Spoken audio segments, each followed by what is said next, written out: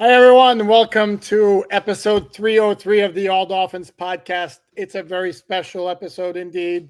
As you can see, those on YouTube, the gentleman to the side on the screen on the right side, Omar Kelly, return appearance on the All Dolphins podcast. Hey, boo. Hi, honey. How are you? I'm good, man. What's happening? How you been? I've missed you. Missed you too, even though I just saw you all last week. I know, but we have to overdo it because of your tweets, your joking tweets, kind of giving the impression that we were in a tiff or something, which some folks were like buying hook, line, and hook, line. It's good for business. Conflict is good. Yeah. And you know what? That's what we're going to give him. We're going to give him conflict. Absolutely. Omar put on Twitter today that after today he doesn't want to hear any more Tua talk for the next 2 weeks. So, man, we are going to exhaust some Tua talk here. I listen, it's not that I don't talk because I know I will hear it. I don't want to participate in it. I have no interest, no desire. Just leave me out of it. And really, it probably should be a complete QB embargo because I tweeted out something last week, yesterday, in reference to Justin Herbert. And it was somebody's post about how Justin Herbert's been under the most pressure of any quarterback ever in the life of quarterbacks. And if the offensive line improves, then Justin Herbert and his team will improve. And you couldn't resist. You had to take a shot. All I said was, isn't that the exact same excuse people used to make for Ryan Tannehill? Probably been retweeted 170,000 times, and it is literally, he's a way better quarterback than Ryan Tannehill. But we're making except that wasn't the tone of your tweet. It was your basic. He's Ryan Tannehill 2.0. No.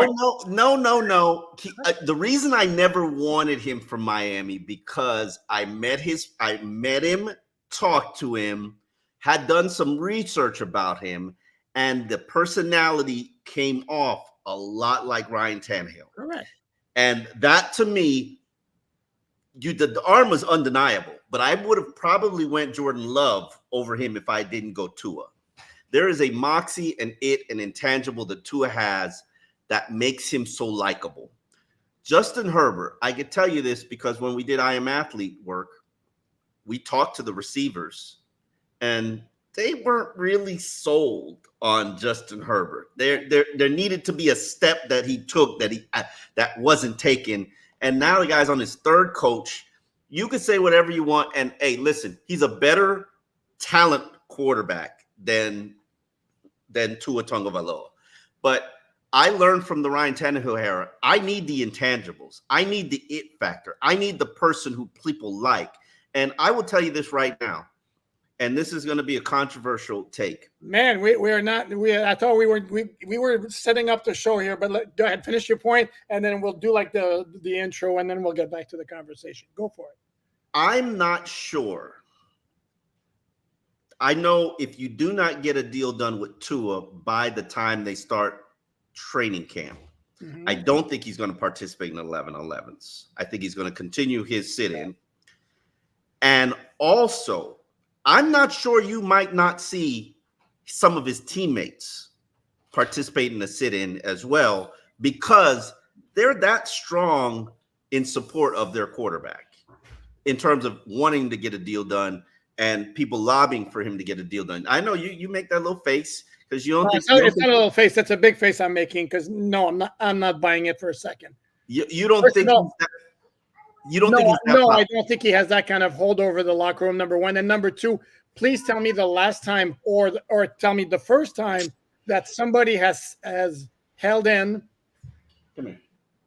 Go ahead. Continue talking. Somebody has held in solidarity for a teammate who's looking for a new contract or an extension. Say hi to Poop. Okay. Hi, Mila. Daddy's doing podcast, okay? I love you. Have a good day. Okay. So tell you somebody that what? Tell me the first time that actually, first of all, tell me the last time. Tell me the first time anybody has quote unquote held in since the hold-ins became a thing that has ever happened when they held in strictly because a teammate wanted a new deal and they felt that he should get a new deal. It's never happened, but we've also never seen this quarterback hold in. We've never seen this ever. We've never seen this. And we don't know for a fact it's going to happen. Can it happen? Sure, it could happen. Okay, it's already happening. Hold on. It's already happening in mini camp. And to me, mini camp, sorry, that doesn't count. Okay, let's backtrack. Hi, everyone. Welcome to episode 303. And Omar, man, I was trying to I forgot. You didn't get to your the history lesson of 2003, and now I'm going to have to do it really fast because we already kind of dove into Tua talk. And by the way, I promise, folks, it's not going to be strictly Tua because I know there are some fans like you who are over the Tua talk, and understandable. My response to that is always, yes, it gets old. He's also plays the most important position on the roster, and he's also about to become the highest paid player in franchise history. So, like it or not, it's relevant. Okay, so 2003, very quickly, second year of Ricky Williams, who, while he didn't match his numbers of 2002, still rushed for 1,300 yards, which, unless I'm mistaken, still remains the number 2 total in franchise history after his 2002. Dolphins wound up being 10-6 that year. Sadly, just like 2020, when they were 10-6, did not make the playoffs. Trying to remember really significant moments. One of the highlights, I don't know highlights, but the thing that stood out, they had a game scheduled for San Diego on a Monday night, and it had to be moved to Arizona because there were wildfires in Southern California. And this was a game against the Chargers that the Dolphins won, I believe, was 26-10, maybe. Brian Griese was a starting quarterback, son of Hall of Famer Bob Griese. There were also quarterback injuries. Jay Fiedler had quarterback injuries as he wrapped up his 4th season as Dolphins starter with the second best winning percentage. You love this, Omar, because I know you love one-loss record for a quarterback. Jay Fiedler finished 2003, and his record as a starter through his first 4 seasons was 35-17, which is better than anybody has ever done for the Dolphins other than Dan Marino. About to say. Yeah. Okay, but other than Dan Marino, even including the current quarterback. Yes, but Bob Griese's first year was 68 before Don Shula arrived, and they had some lean years. So again, for those who always point to one-loss record, it's not everything. I look to you, Omar. It's important. It's not everything. Okay. And Fiedler had some great defenses, just as I know you will point out. Tua had some decent defenses. No, they weren't good in 2020 when they had 29 takeaway. Last year was his best defense. Last year was his best defense ever. Except not in terms of takeaways. It had the most sacks and allowed the fewest yards of all of his defenses. But dude, takeaways is big, and also I don't disagree with you. But if we're going to factor in how you rank a defense, and I'd love to continue a defensive conversation. We need to talk about the defense, absolutely. Because again, we do. Yeah. If you're going to factor in the defense, I think number 1 is points allowed. Number 2 is takeaways. Number 3 is sacks, and probably number 4 is yardage. And those, how else do you evaluate a defense? The only problem with points allowed, quarterback rating, I would put 5 quarterback rating. You mean opponent passer rating? Yes. Okay. The only issue with points allowed is if you have a defense like, for example, 2004, I'm going to go back to that year, the Dolphins were pick 6 city on offense. And that's 6 points against, or 7 points against your defense that you had nothing to do with. That's the only point. But usually speaking is a good barometer. And what you mentioned, absolutely. But as far as best defense, last year was probably the best. But I wouldn't sleep on 2020. It was a damn good defense. And then 2021, during that stretch where they won 7 in a row, to go from 1-7 to 8-7, defense kind of led the way, even though they also played a really soft part of their schedule. So the only other thing I want to say about 2003 before we go to 2024. I thought you said this was going to be short. It is. Dude, I haven't done that. Are we going to start this again? Yeah. You know you miss me. I can't deny. Was the draft, and I only bring it up because, again, this was a dark period for the Dolphins in terms of their drafting. They didn't have a first-round pick. That was a result of the Ricky Williams trade. No problem there. But with their first pick in the second round, they had a glaring need for a wide receiver. Ooh. Anquan Bolden is sitting right there. Could have taken him. Nope. They took a linebacker from the University of Tennessee who, when we got him on the phone and asked him if this is pretty much where he expected to get drafted, was like, no, I thought it'd be going a couple of rounds later. And it was like immediately, oh boy. Do you remember the guy's name, Omar? No. Tennessee, though. Tennessee? Yes, Eddie Moore. Eddie Moore. That's what his name was. Yes. That was a bad. I remember those are the years that I wasn't covering the team, but I was pained by a lot of the decisions that they made. You know where this team went wrong from the very beginning and the very moment when Dan Marino walked away from being the team's top executive. He was like, I'll take the job. Didn't like the job for 2 weeks. And was like, I'm out. Like, man, I got to put in some hours at the office. Like, no, not for me. Sorry. Trying to think what year that was. And from there, it's just been all downhill. Can you? It had to be after Jimmy Johnson, because you remember there was a Jimmy Johnson Dan Marino feud. Oh, I know. No, but obviously Dan Marino retired the same offseason that Jimmy Johnson stepped away from the game. So yeah. Okay, so now we're back to 2024. We will resume the tour discussion again, but let's not attack this immediately. The offseason program is now over. It ended with practice on Wednesday. There was a practice Thursday. It was canceled, became a walkthrough. And one thing that stands out, and this just goes to prove my point that let's not put anything too much on the offseason program. The Dolphins had a maximum allowed of 10 practices. How many they do? They did 5. I mean, if Mike McDaniel valued those, you think he'd go ahead. I think that they had work on some days that they didn't tell us that was open and available. I don't know. I don't know if no. They're not allowed. They're allowed. They're literally allowed. And they always work that Monday. Then we come out on Tuesday. They'd work Wednesday and Thursday. I don't know. I don't know. They had 2 weeks. They were allowed 10 OTAs over 3 weeks. They did 2 weeks of OTAs, and the first week was Monday, Tuesday, Thursday. Then the next week was Memorial Day, and they did.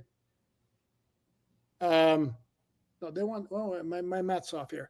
Then the next week, it's not important. All you're doing is calling Country Club McDaniel. Just say it. But here's the thing, though. Some of the teams who do the same thing are the Eagles and the 49ers, who've done it for the past couple of years, and I'd say it's worked out okay for them. Both of them are major analytics teams, just as the Miami Dolphins are. Correct. So my point is, it's not as much as we'd like to say. Busy work. Me and you, we both know it's busy work. Okay, there you go. It's like busy work. It's like giving kid homework in summer camp. Like what are you doing? There's a lot of install. I think they put an emphasis on the meetings and being in the meeting room. There were a lot of young players out there playing, and really, I mean, how many? Think about this: the 2 days we watched practice, how many touches did you see Raheem Mostert get? Maybe 10. I was about to say 5. So okay. I mean, it's I fully understood. Okay, having said all that, anybody particularly stand out to you? Devon Achane. I mean, but he falls into the Savon Ahmed mold of, because you know how Savon is. By the way, hold on. You sure it wasn't Savon Ahmed? Oh yeah, good. That's a good one. That's a good one. Savon wasn't working, so it was very easy to tell who was who. Savon, I always say this: OTA killer. Just no pads. They're playing football in pajamas. You throw him the ball, he uses his speed and run after catch ability to just threaten linebackers to death. And Devon did the exact same thing. Another guy that stood out to me, Anthony Weaver. That guy looks like an NFL starter. Anthony Walker. Oh, okay. Yeah, he looked great. He looks like an NFL starter. I really liked what I saw from a lot of the tight ends, and including some of the holdover guys. Jordy Fortson has the build and look and speed of a receiver. Jonnu Smith, we didn't really get to see that much of, but you could tell that there's an emphasis there. Even Julian Hill, he looks like a guy who's fighting to keep his roster spot. And Hayden Rucci, I think he probably made, outside of the Waddle catch on the Wednesday practice, Rucci, that 7-on-7 catch to Tua, like, I mean, that looked like money to me. And got you good, didn't I? LT2. Yeah. Jeff Wilson. Jeff Wilson. I love the guy. You know who I love? I love the guys who they see the guys trying to take their job, their roster spots, their roles. And I like the guys who are running hard. And that's Jeff Wilson. That's Julian Hill. I think Elijah Campbell falls into that category. You know, a guy who doesn't want to relinquish his role, his spot. To me, the biggest things that I walked away from OTAs with was, and I did a piece on this in the Miami Herald that's coming out Sunday. My 10 takeaways from training camp. Aaron Brewer, we only watched him during the mini camp. Mm-hmm. This big. Like this big. I'm not sure. He might be the smallest offensive lineman that I've ever covered, and that includes college. That includes about high school. I'm not trying to disrespect him like that. Yeah, I think you just did by going like this. I did not know. I did not know that he was small. I had no idea. Zero. Yeah. Undersized but very mobile. The book coming in. I heard about the mobility and stuff, but I didn't know he was small. Like, I didn't know he was small. He's not like undersized. He's small. Like, and I have my flashcards here, my index card with some topics. One of which will involve Brewer and his size. That's called the teaser. Okay. You out here doing teasers on me now? Okay, look at that. Look at you. But I'll give you another guy. Even though we only saw him for the mini camp, which was mandatory, everything else was voluntary. Shaq Barrett was very, very noticeable to me in the two practices we saw. I mean, dude was all over the place. I will say this about Shaq Barrett, and this is something that I'm really picking up on as I've aged and matured. And you've matured? Sorry, what? Yeah. Now entering my, God, you probably know better than me, 17th season covering the NFL. The 30-year-olds, man, it just looks harder for them. It just does. It looks like it's like, even I'm watching Jordan Poyer, and understand that I've been watching Jordan Poyer I've been seeing him from his early years at Bomberitos, maybe 8 seasons. He's always there training at Bomberitos. I watch him do his back pedal and stuff like that. He doesn't move like he used to move. And he's a 13-year veteran, as is Shaq Barrett is a 10-year veteran. Is he a 10-year veteran? Yeah, but you're kind of countering my point, because I said I thought Barrett looked really good. You're saying you didn't? No. I think he looked good in the practice. I do agree with you. He looked good in the practice, but then when I watched him do work in his individual, and maybe he's got that Cam Wake thing where it's like, Cam Wake has. Tell me the day ever in life of Cam Wake's career did he ever look good in practice? Like, I can tell you, probably did not happen. But the minute it was a game, like you unleashed the beast. Cam Wake had never impressed me in practice. I would maybe a handful of days he had a solid practice. You know how I do those top performers every day in practice? No, really, no. You didn't. Cam Wake, his 10-year career, I would have never made him a top performer in practice. And some guys are just like that. That's a very good point you make there, actually, because I don't remember him either. Yeah, it's a very, very good point.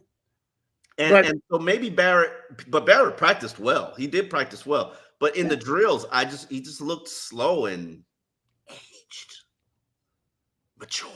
Again, but you see, it's even more, because we're talking about Wake not doing anything in practice. So, okay, so now you got save it for the game. Mm-hmm. Then you got some guys save it for the 7-on-7s or 11-on-11s as opposed to the off season, as opposed to the drills. I mean, it's like you're gonna ask me to like really, put out all kinds of effort for a drill in June? No thanks. When I'm I mean, he didn't show up for any of the OTAs too. So correct. It's the same deal with there were a few guys like that. Kendall Fuller, Odell Beckham Jr. I remember, and I'll share the story. Like Brent Grimes, and this is Brent early in Brent's career. You know when Brent Grimes showed up for OTAs? The days the media attended. Then he never showed up. And full participant, like teams, but then Brent was like a 10, 11-year veteran when he was here and played like 14 years in his career. And I've talked to other veteran players who are just like, yeah, I only showed up for OTAs when y'all were there. I didn't show up the rest of the time. Like after you get to a certain point, like Raheem Mostert, does Raheem Mostert need to be here? Need to do this? No, but you can make that case for half the team. And this is why, again, this is why we take the June, or we should take the June mini camp and the OTAs for what they're worth. We're going to report on everything we see because there's an interest in it, but let's understand the significance of it. And here's the thing.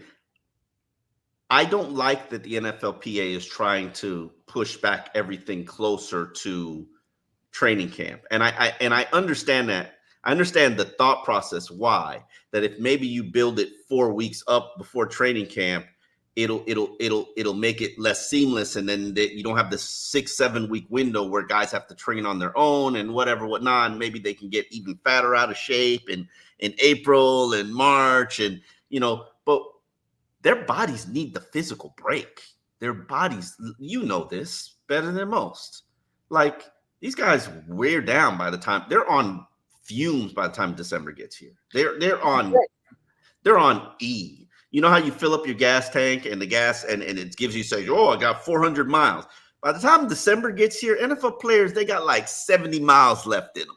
Mm-hmm. And I think a lot of what you're seeing from Country Club McDaniel is him saying, how do I solve? Yeah, I said it. Damn. How do I solve my problems and issues of making sure my team performs better in December and January? Like, tell me the old or mature player who was out there grinding in OTAs. I can't name one. No, well, Jordan Poyer. He's not that he's old, but I'll give you a young player who was a very significant player is Jalen Waddle, because he was out there for everything, and he was. No, Jalen Waddle missed most of the OTAs that we attended. Minicamp, he was out there for everything, but Jalen Waddle didn't. Did I miss something? Jalen Waddle wasn't there for 2 of the OTAs we were there. We were only there for 2 OTAs. Wasn't there for either one of them? Okay. I think we were there for 3. No, 2. They only had 2 weeks of OTAs and was once a week. Okay. But maybe you're right. And for some reason, I'm just blinded by. We saw pictures of him on different days, but then the days we were there, we did not see him. No. Okay. You could be right. I mean, like I said, maybe I'm blinded by how much You love Jalen Waddle? Yeah, look at you. I didn't, dude. All I did was doing this. I wasn't doing the hard sign. I still don't get it. I love Jalen Waddle for him getting his contract. I really didn't do that. That is so weird. But no, he was balling out in the mini camp. I also want to take this time and opportunity on your podcast to point out something that I think is very misrepresented. You hear my debates with my colleagues about fake money versus real money. I will never end this crusade because keep it on your podcast, not on here. Fine, go ahead. All right. Tyreek Hill. Everybody's like, Tyreek Hill needs a new deal. Tyreek Hill needs a new deal. Tyreek needs a new deal because everybody's gotten better numbers and everybody's getting better money and everybody's gotten new deals. Okay, Tyreek Hill needs a new deal because his guaranteed money is up. But Tyreek Hill is still the 3rd highest paid wide receiver in the league when we're talking about real money that these guys will get on their real contracts. Justin Jefferson's at $28.4 million. Cooper Kupp is at $24.4 million. And Tyreek Hill is at $24 million.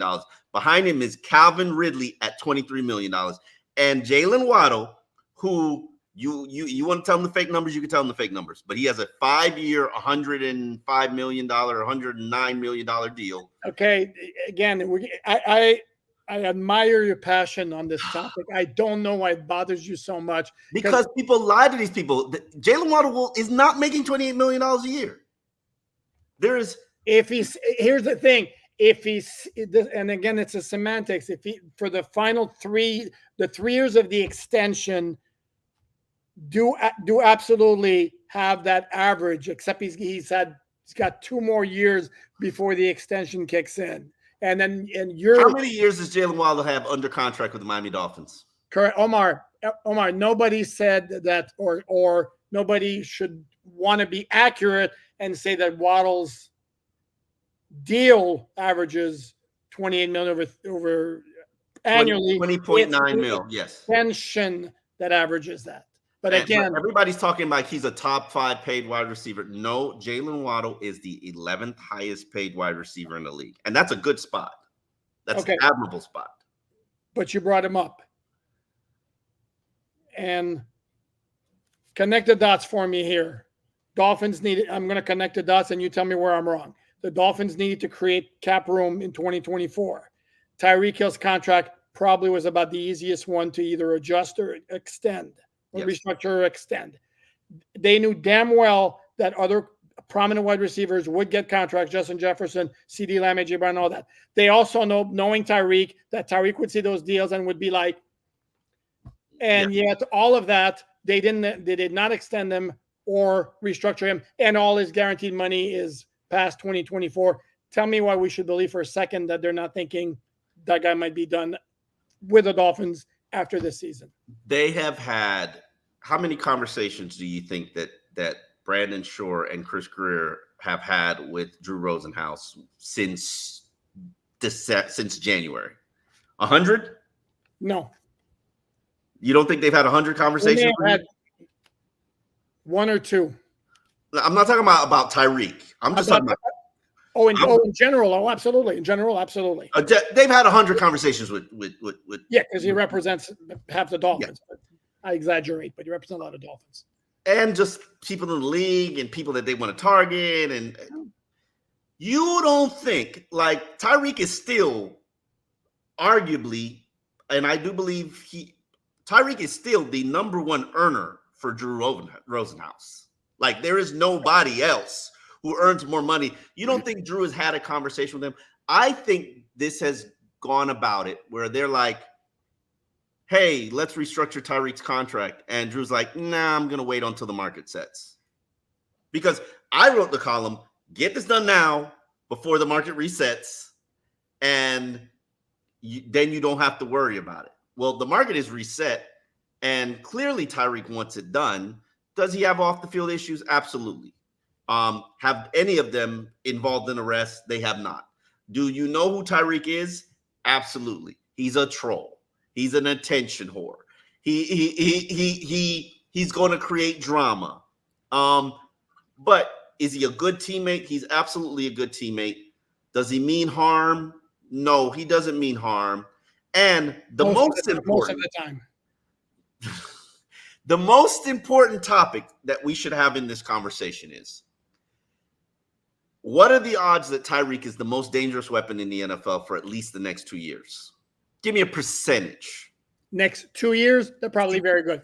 But here's another factor. Hold on. Okay. And you know what? You have given me reason to pause and reconsider my position. However, I'm going to throw in another retort. And this pertains to the Florida Panthers. Oh, you're gonna talk Panthers? I don't know what I'm talking about. But you will. I'm gonna make it simple to understand. And by the way, according to our good buddy Josh Moser, Mike McDaniel's going to bang the drum before Game 1 of the the Stanley Cup final between aforementioned Panthers and the Edmonton Oilers. Was there ever any doubt of that? Considering Mike McDaniel's is at every major sporting event. It could have been somebody. He's not the only major South Florida personality. It could have been. Who could it have been? Tua already banged the drum. Who's a bigger? Daniel banged the drum before playoff game last year. Could have been Dan Marino. I'm just saying. Dan Marino banged the drum before Stanley Cup final game last year. Okay, so who's bigger than Mike McDaniel? Tyreek? Yeah, Tyreek could have banged the drum. No, Tua already banged the drum. Who's bigger than Tyreek? So did McDaniel. No, but I'm saying who's banged the drum this playoff run that hasn't. I don't think Tua has actually this playoff run. Jalen Ramsey has. Jimmy Butler. Oh, correct. Bam Adebayo. I'll tell you who they could get to bang the drum who might be bigger is Messi. But that would be a good one. That would be a good one. Yeah. Okay. So anyway, you interrupted my point. Okay. So my point was, and then at the end of his press conference on Thursday, we asked him if he was excited about the Panthers being in the Stanley Cup final. And of course, Mike McDaniel, being Mike McDaniel, he goes, "Do I have a pulse?" Absolutely. And then he's going to be there. Okay. This is the point I'm going to make. And he also talked about not feeling any additional pressure because the Panthers are in the final again. The point I'm making, and I wrote about this on si.com/NFL/Dolphins, soon to have a new name, that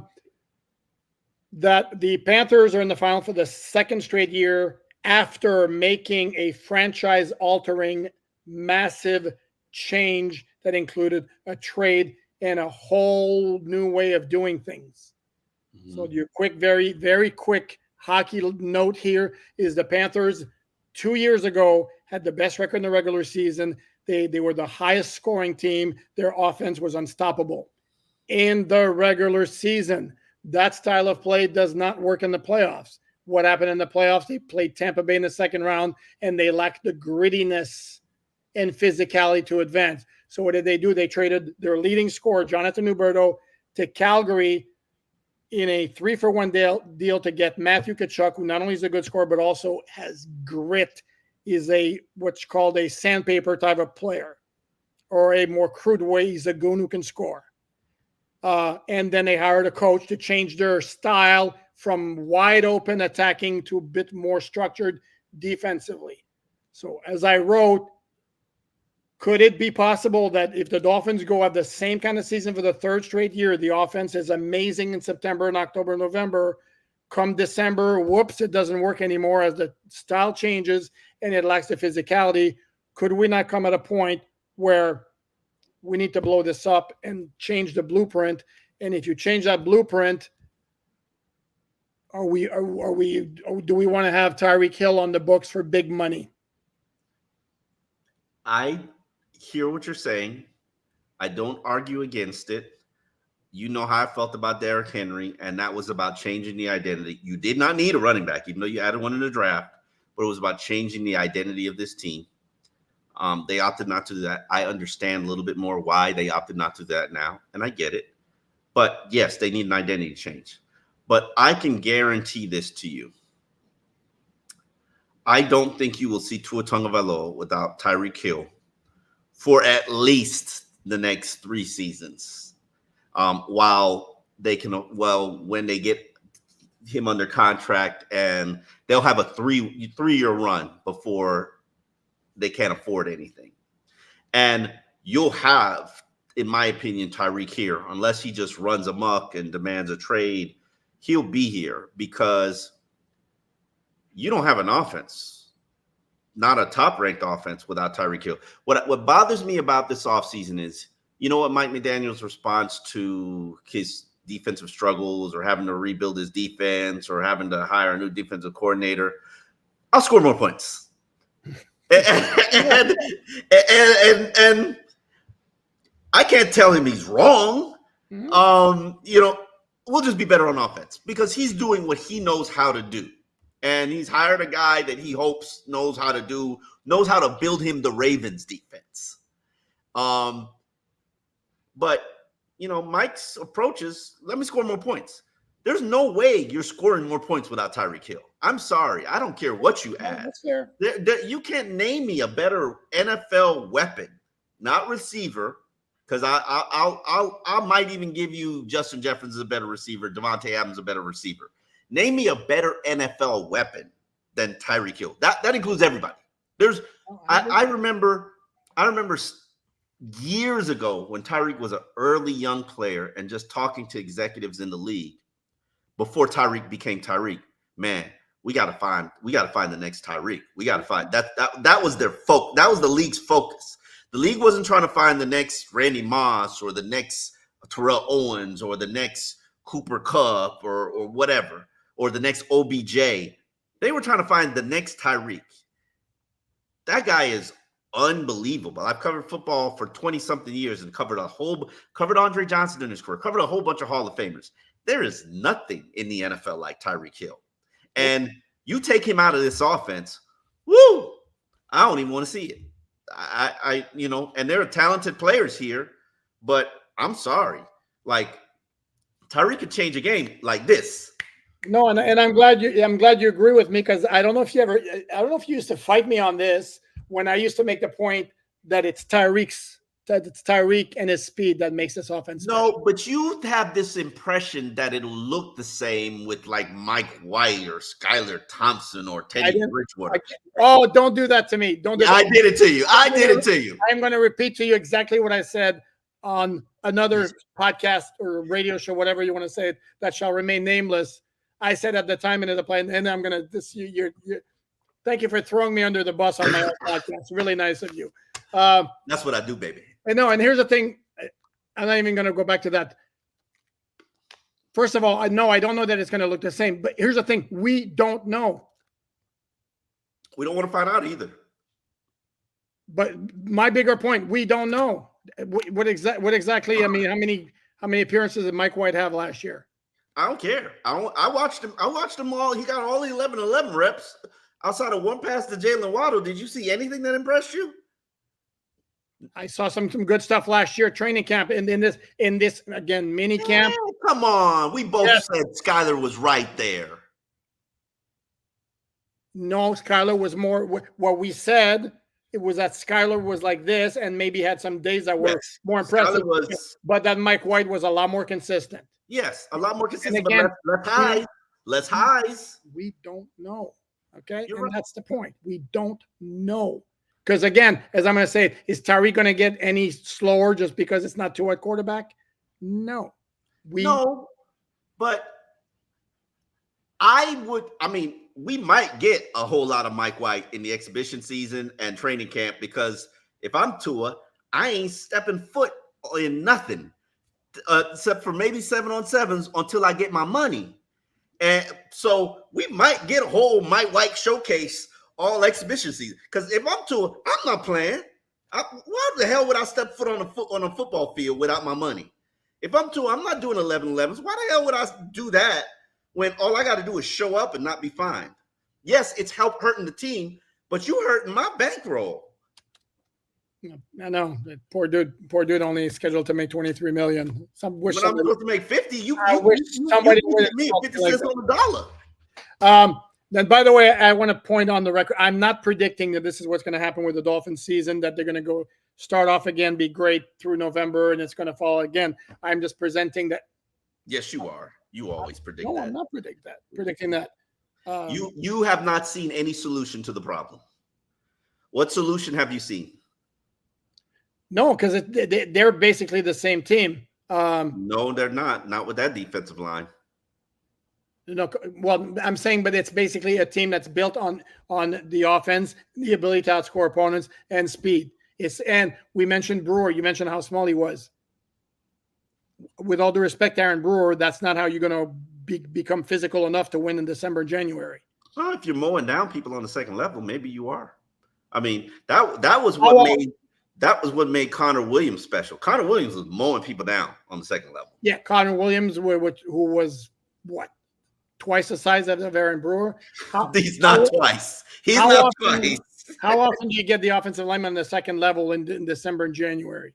Okay, that's fair. I mean, yeah. I know you have a major issue with the defense and the defensive line. I was kind of what's the word? Yeah, no. Don't make a face. Put words to it. I know that. Well, you tell me the word. Let's do like 2 and no. I want you to use the word. I don't want to influence your word. I was antsy about. No, I was a little. What's the word I'm looking for here? Perturbed. Perturbed. Yeah. I would use underwhelmed. Let's play the game we played with Tua. What's the right word for how you felt about the Dolphins' defensive line? No, I was perturbed by the physique of a couple of players who were like, I mean, Hey, I know you need bulk, but I mean, I saw some like bad looking bodies there on the defensive line. Like, I mean, damn. I'm not saying anything because I'm always the bad guy. And if I say something, then everybody's mother, their aunt, their high school coach is going to say, that guy said you had a bad body. I ain't saying nothing. What I will say is a lot of guys on that defensive line need to get in shape. You kind of just said what I just said. I didn't say nothing. All I said was a lot of guys on that defensive line need to get in shape. Yes, I mean, like a little disturbing. Like, Jesus, you're a professional athlete. I think your body should look better than it looked. Without naming names. Yeah, I'm not gonna name names, but see, and the funny thing is, this is going to be clipped out from somebody, and then they're going to put it, and they're going to use it as motivation, and then I'm going to get to training camp, and then they're going to come up to me and be like, "You the guy that said I was fat." And I didn't say nothing. I just want that on the record. When you clip it to this point where I didn't say no names and I didn't say nothing about nobody. All I said was a lot of people need to put in a lot of work this offseason in this stretch. Yeah, you're kind of pussyfooting around the term. You just said a couple of guys had bad bodies. Yes. Okay. I just said they need to do some work in the conditioning areas of football. Yes. That's all I said. Okay. What's your level of comfort, confidence, or concern on the other side about this defense? Particularly, I know you mentioned the interior defensive line. I know I'm surprised you haven't said Calais Campbell yet, and I don't know how far into it. I don't know if he wants to play. Okay. Shame. Calais would have to be training right now. I don't think he's training right now. Okay. If he'd already checked out and decided he wasn't going to play anymore, this is one of kind of those things where they wouldn't have been in the Instagram. I think maybe he's got a week or two to decide whether or not this is what he really wants. And after all these years, if it's not in your heart, you know, if this is not in your heart, don't do this. Agreed. And even for whatever amount of money, don't do it if it's not in what's in your heart. And I don't know. I've checked in with some of my UM guys, and I don't know if he wants to play. I think he might be done. Okay. If he is done, it was an absolutely great career. Yeah. Dude was a player. And then the other part is the secondary. And are we comfortable with Jordan Poyer as a full-time starter and expecting him to give you 16, 17 games of close to prime Jordan Poyer? Damn, why you got to ask that one? I would rather talk about the cornerbacks. We can get to that too. I mean, I don't know how much. I don't want to keep you too long since now you're a guest. I'm fine. Jordan Poyer, I have a concern that he might have lost a step. Mm-hmm. He did last year. So if you remember the great comment from Tim Graham. I don't bet against that guy. I think he's a phenomenal player. He's one of my favorite players in the league. I know he's a player who's got the dog. I think he's trying to hand off all of the knowledge that he has to Javon Holland. My concern about the safeties are, I don't think you got a backup there. One guy goes down, I'm not comfortable with what I see from that unit. And I would much rather have them sign Justin Simmons, add him to that secondary, and have Javon Holland work in the box or work at nickel on a regular basis, because Baltimore used, I believe, 3 safety sets, like 40% of their defense. Mm-hmm. Now, if the Miami Dolphins went to that 3, and clearly that's dictated based on the talent they had. They had a safety that was the size of a linebacker and the coverage skills of a cornerback. Kyle Hamilton allowed you to do that. Yeah, right. Yeah. I don't think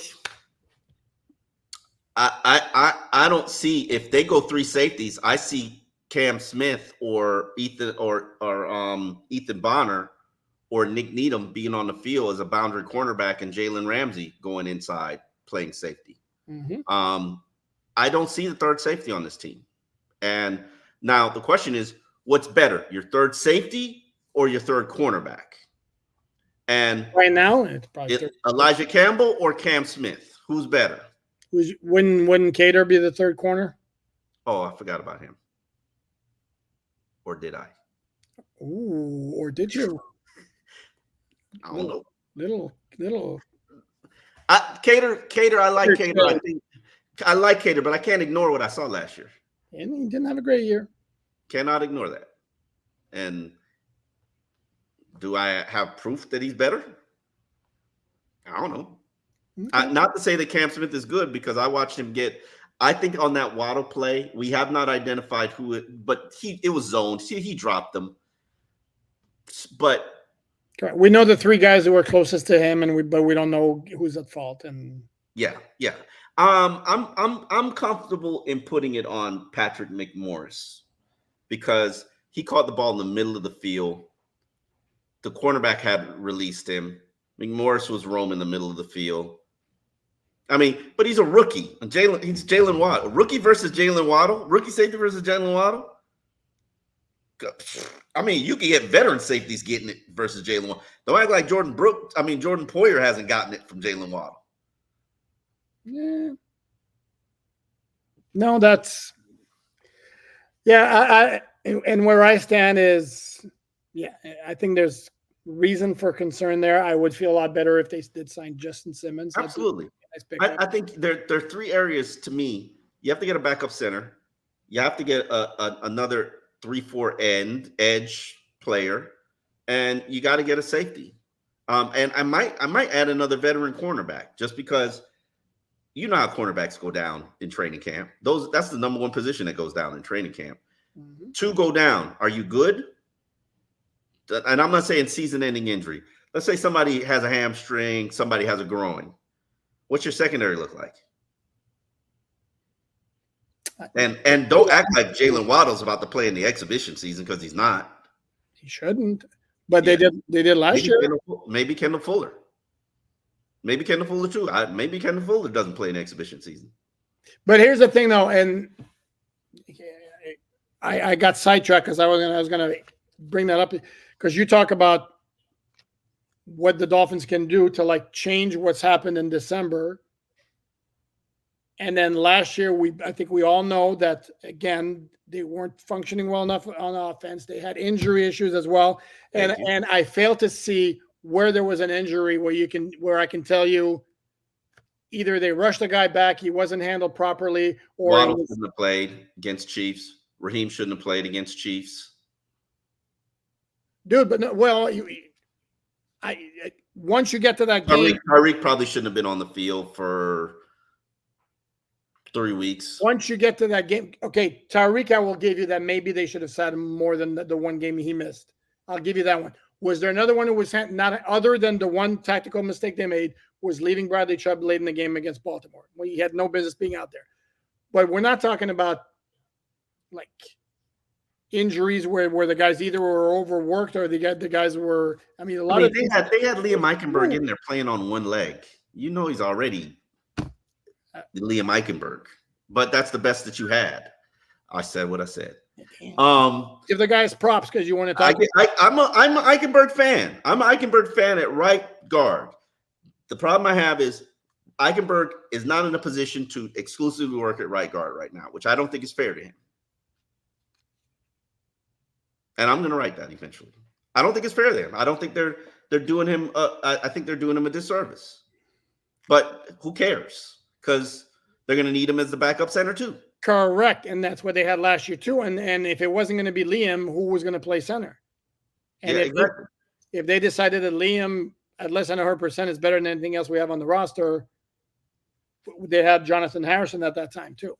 Mm-hmm. I don't understand why you just didn't sign Jonathan Harrison back. I mean, you act like the guy did. The guy looked like an Adonis. Clearly, he's in great shape. Yeah. Was he that bad as a snapper? You just need a camp body. You got 2 undrafted rookies in here as a camp body at center. Are you serious? Are we going to do the same thing we did last year? I don't even remember what the center's name was. But the minute they needed him, they were like, "Nah, you ain't good enough. I'll see you later." What are we doing? What are we doing? What's his name? I know you know. For who? The backup center they cut the minute they needed a center.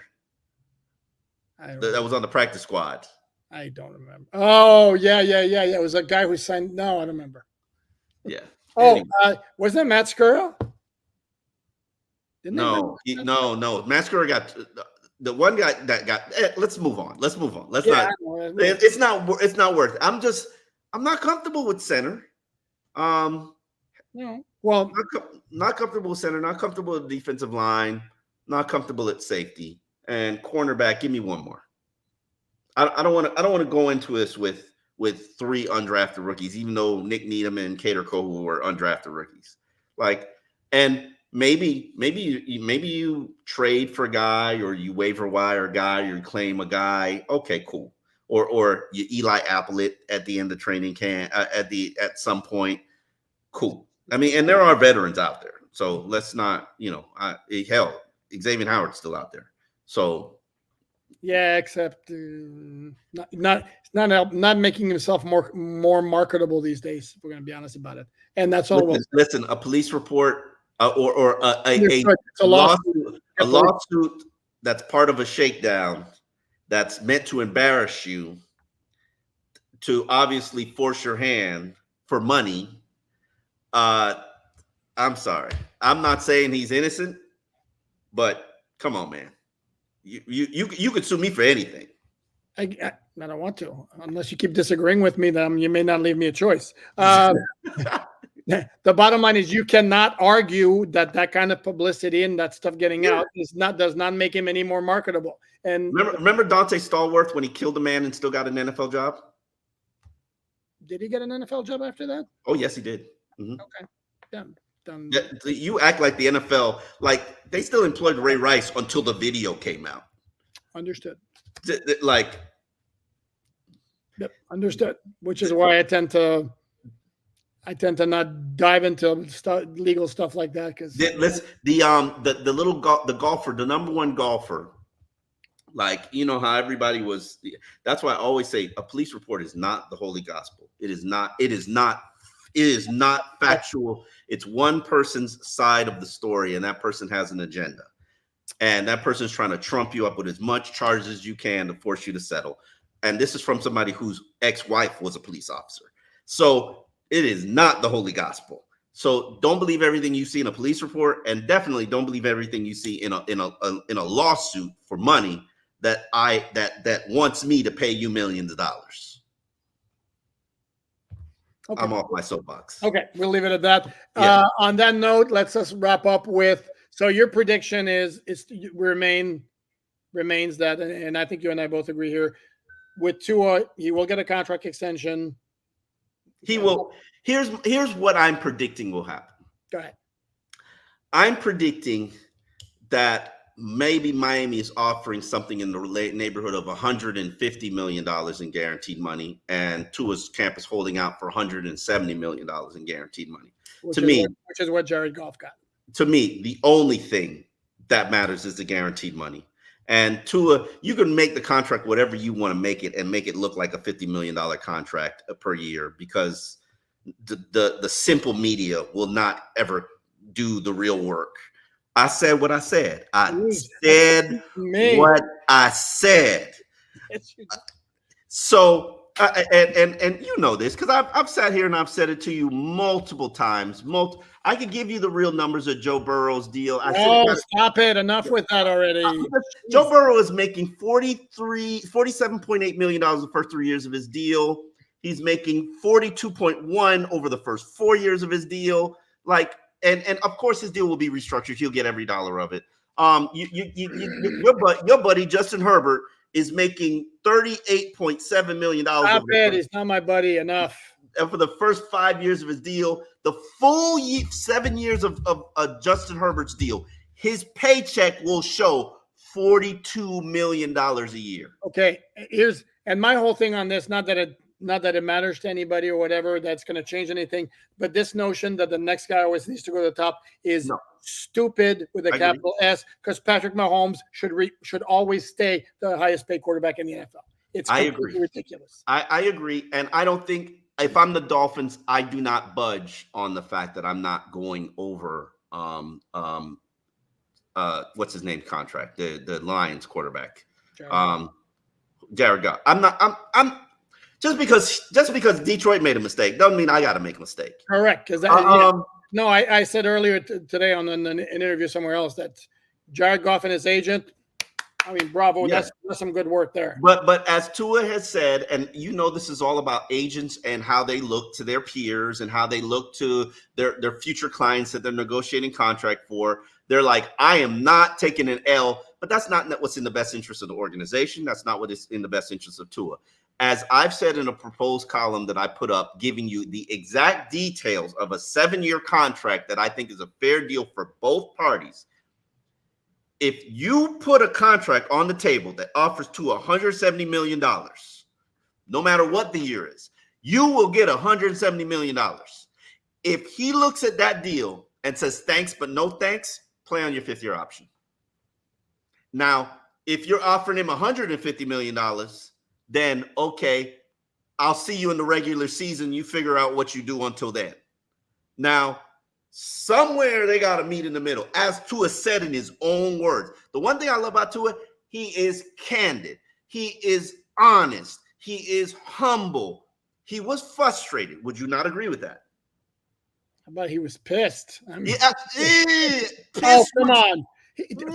First of all, understand this, that Tua easily could have avoided any contract talk if he wanted to. He could have said, I'm going to let my agents deal with that.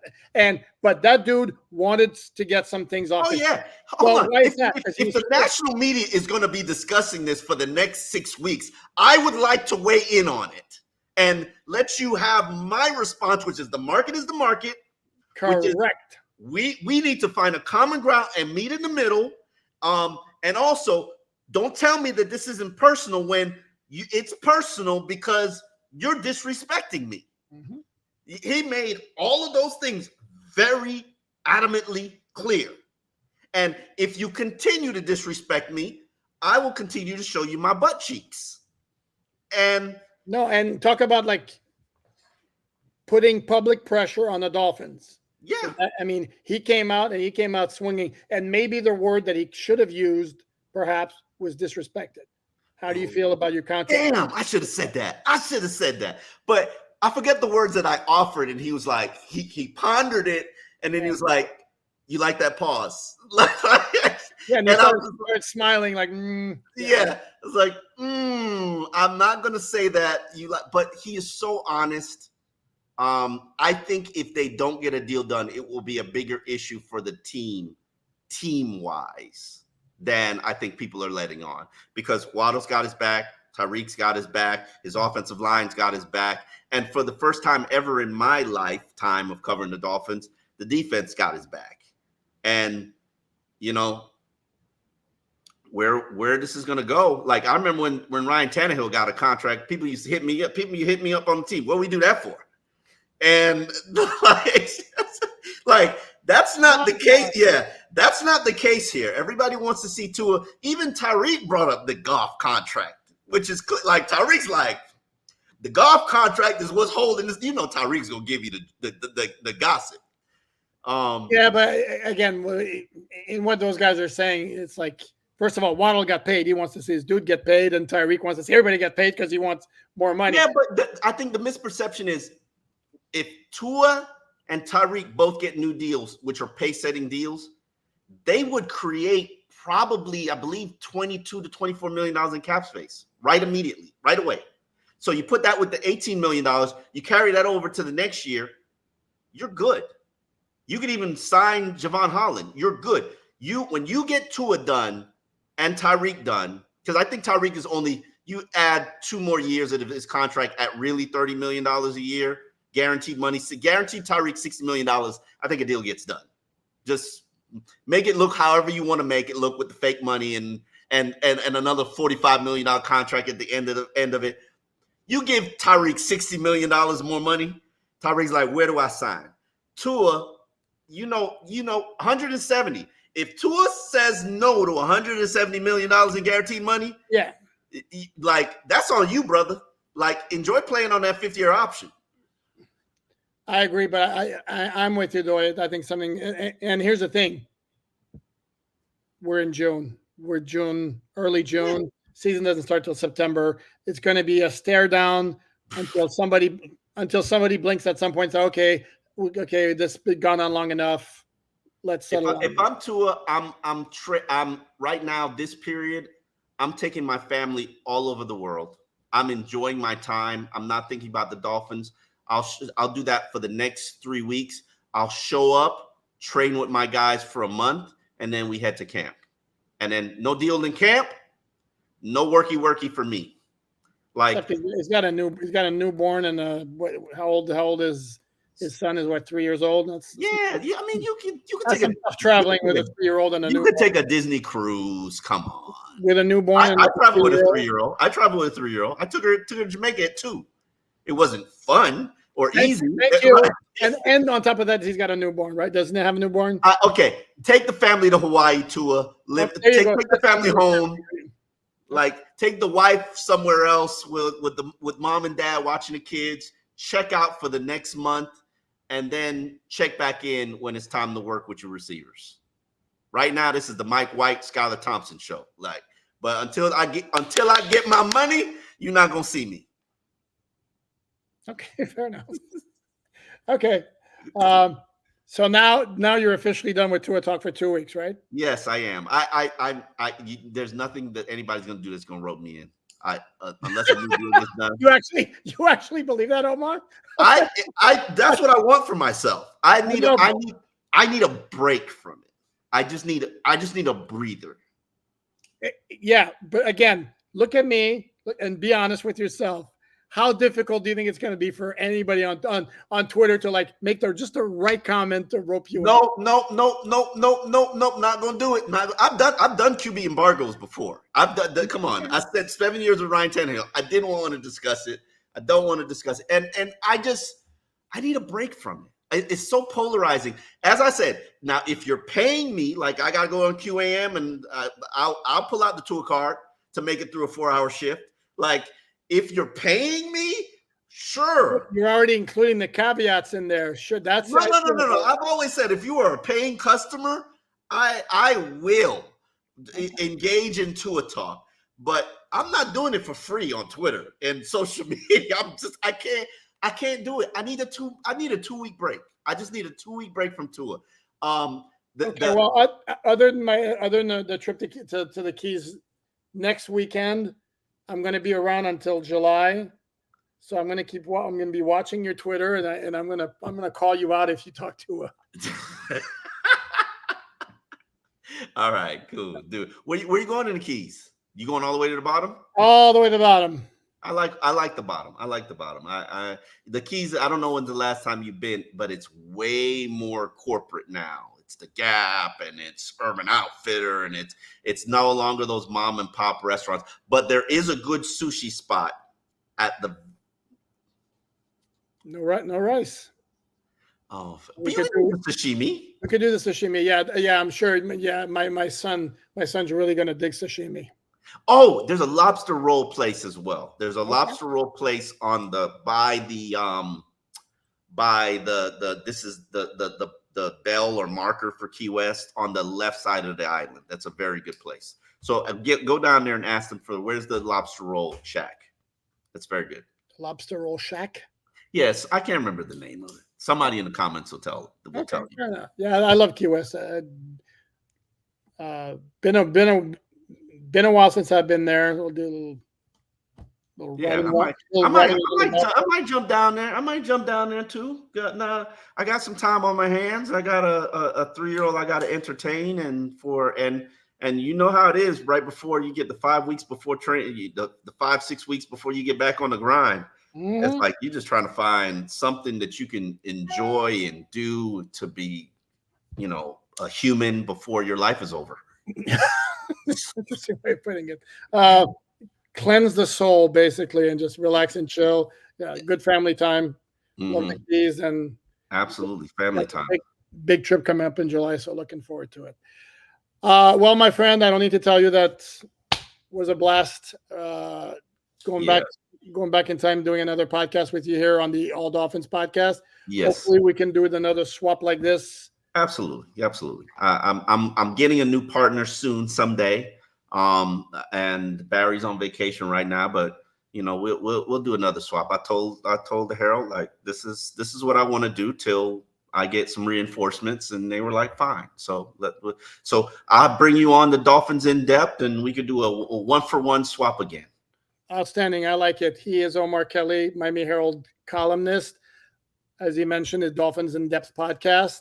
I am Poupart, si.com/NFL/Dolphins. We're going to take a break this weekend. We'll be back on Monday. Maybe talk some Dolphins/Panthers. I know you guys don't want to care about the Panthers, but go Panthers are in the Stanley Cup final. This is where the Dolphins want to get, not the Stanley Cup final, the Super Bowl, obviously. Can you imagine if the Panthers are the newest team to win a Super Bowl champion, and if they have a parade on Las Olas or the Fort Lauderdale River? Like, can you just imagine that? That's where I think they would go to probably do a boat parade. On the waterways in Fort Lauderdale there. Yeah, and yes, I can imagine it because to me, they're the better team. So I hope I haven't jinxed them. And if they have, I apologize to the Panther fans, because guess what? I am rooting for the Panthers. I don't cover hockey anymore. I don't cover the NHL anymore. I did for more than a decade for NHL.com, covered South Florida games, the Panthers as well. So I have a rooting interest in this particular final. Go Panthers. Omar, appreciate it. Everyone, thanks for watching. We'll see you on Monday. All right.